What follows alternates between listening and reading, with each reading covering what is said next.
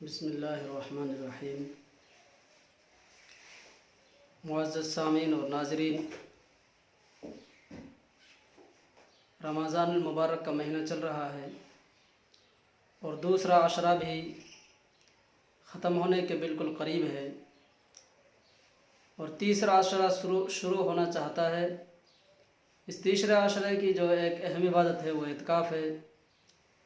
एतकाफ़ 20 रमज़ानुल मुबारक की असर की नमाज के बाद सूरज गुरूब होने से पहले पहले शुरू हो जाता है।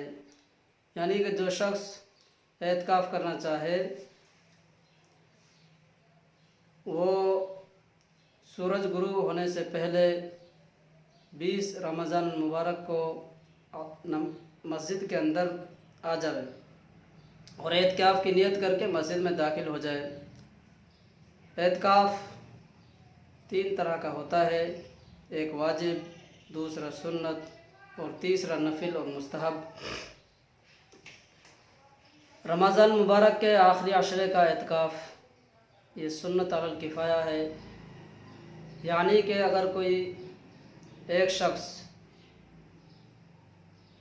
मस्जिद के मुसल्लियों में से एतकाफ़ कर ले तो तमाम की तरफ से काफ़ी हो जाएगा।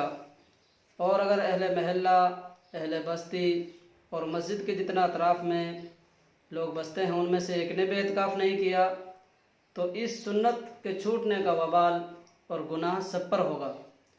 एतकाफ़ की फ़जीलत के बारे में हुज़ूर अक़दस सल्लल्लाहु अलैहि वसल्लम फरमाते हैं कि जो शख्स रमज़ान के आखिरी अशरे का एतकाफ़ करेगा उसे 2 हज और 2 उम्रे का सवाब मिलेगा। और एक हदीस के अंदर फरमाया कि जो शख्स एक दिन का भी एतकाफ़ करता है तो उसे जहन्नम से इतना दूर कर दिया जाता है जितना कि 3 खंदक़ें हों।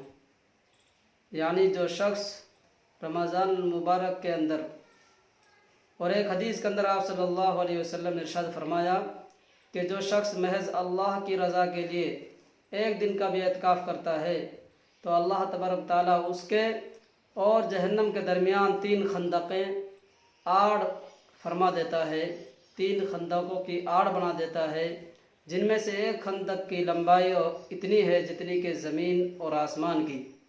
तो 3 खंदकों की लंबाई कितनी होगी इससे आप अंदाज़ा लगाएं। और एक दिन के एतकाफ़ पर यह फ़जीलत है तो फिर 10 दिन के एतकाफ़ पर कितनी जो है फ़जीलत होगी, 10 दिन के एतकाफ़ की कितनी फ़जीलत होगी। इसलिए हमें कोशिश करनी चाहिए कि हर एक शख्स एतकाफ़ का एहतमाम करे। और एतकाफ़ के अंदर सबसे बेहतरीन चीज़ ये है कि अल्लाह तबारक ताला से उम्मीद है और कभी उम्मीद है कि जो शख्स एतकाफ़ के अंदर बैठेगा उसको जो है शब कदर भी मिल जावे। चूँकि आप सल्लल्लाहु अलैहि वसल्लम ने फरमाया शब कदर के बारे में कि इसको रमज़ान के आखिरी अशरे के अंदर तलाश करो, यानी ताक रातों के अंदर तलाश करो। तो ताक रातें या रमज़ान के आखिरी अशरे में ही होती हैं। अब इसके कुछ मसाइल भी हैं।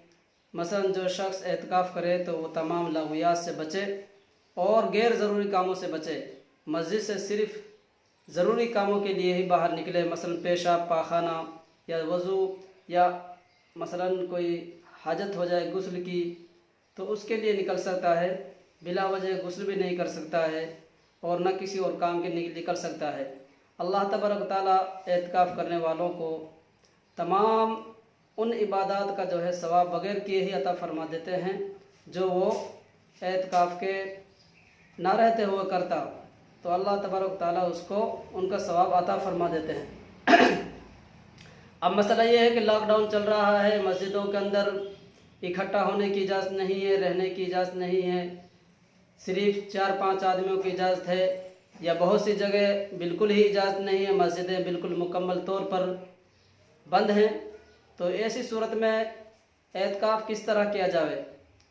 तो ऐसी सूरत में हुक्म ये है कि जिन मस्जिदों के अंदर 4 या 5 आदमियों को नमाज़ पढ़ने की इजाज़त दी जा रही है उन्हीं 4-5 आदमियों में से एक शख्स मस्जिद के अंदर एतकाफ़ की नीयत से बैठ जावे और बाकी लोग अपने इसी तरह नमाज़ पढ़ते रहें और नमाज़ पढ़कर चले जावें जैसे कि वो बाकी दिनों में कर रहे हैं।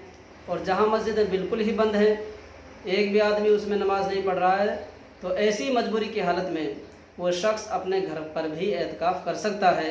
जिस तरह औरतें घर पर एतकाफ़ कर सकती हैं, इसी तरह मर्द हजरात भी घर पर ही एतकाफ़ करें। किसी एक जगह को एतकाफ़ के लिए और नमाज़ों के लिए मखसूस कर ले, वहीं पर अपना मुसल्ला बिछा ले और वहीं पर जो है नमाज़ पढ़े, वहीं पर जो है एतकाफ़ करे, कुरान करीम की तिलावत करे और ज़िक्र व अज़कार करे, तस्बीह नफिल नमाज़ें पढ़े ज़्यादा से ज़्यादा। तो इस वक्त जो है ये तरीका है एतकाफ़ का लॉकडाउन की सूरत में।